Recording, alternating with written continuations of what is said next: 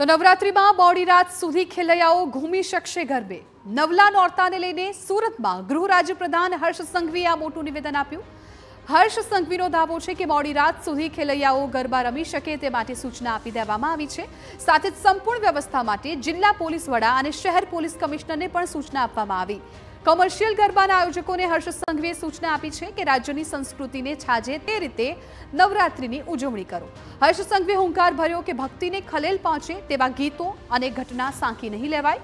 તો ગરબા રમાઈ જતી બહેનોને હર્ષ સંઘવીએ અપીલ કરી છે કે કોઈ પણ નાની તકલીફ હોય તો 112 પર ફોન કરવાની સલાહ આપી।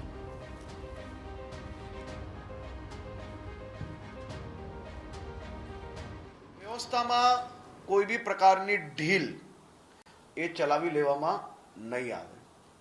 કોમર્શિયલ ગરબા માટે એને બધી જ વ્યવસ્થાઓ સંપૂર્ણપણે કરવાની રહેશે અને સાથે સાથે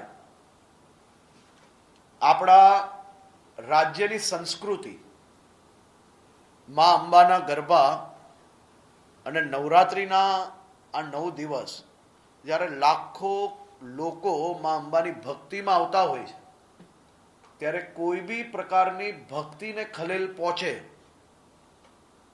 તે પ્રકારના ઘટના કે એ પ્રકારના ગીતો એ ચલાવી લેવામાં આવશે નહીં।